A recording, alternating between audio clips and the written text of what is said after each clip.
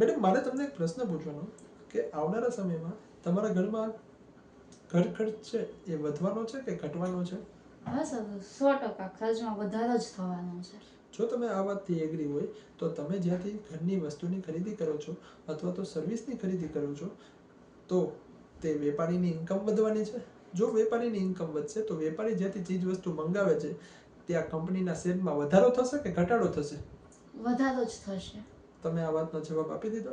ચાલો આના ઉપરથી એક બીજી વાત સમજીએ કે મેડમ તમે મને એ સમજાવી શકો કે આ 12 મહિનાની અંદર કયા મહિનાની અંદર તમારા ઘરનો ખર્ચ વધશે અથવા તો કયા મહિનાની અંદર તમારા ઘરનો ખર્ચ ઘટશે તે સમજાવો ને.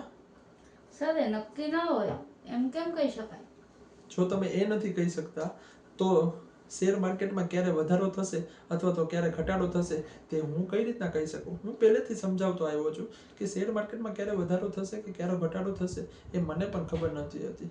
તમારે રિટર્નની પાછળ ભાગવા કરતાં ઓનલી ને ઓનલી ઇન્વેસ્ટમેન્ટ કરવાનું વિચારવું જોઈએ.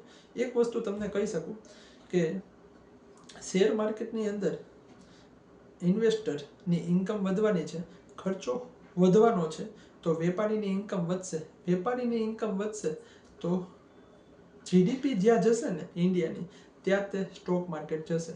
હવે એક છેલ્લો પ્રશ્ન પૂછીને આ વાતને આપણે પૂર્ણ કરશું કે મેડમ તમે અહીંયાથી ઘર જવાનું ડિસ્ટન્સ 10 કિલોમીટર છે, તમે 4 વ્હીલ લઈને આવ્યા છો, 4 વ્હીલમાં કોઈ પણ જાતની ખામી આવી છે, એ 4 વ્હીલની અંદર ખામી આવે તો તમે ઘરે જવાનું વિચારશો ખામી દૂર કરીને કે કોઈ બીજી જગ્યાએ જશો?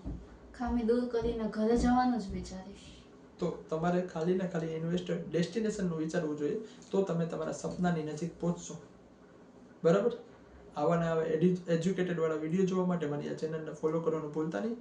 લાઇક શેર અને કોમેન્ટ આવ્યા છો તો કરતા જજો. Thank you so much.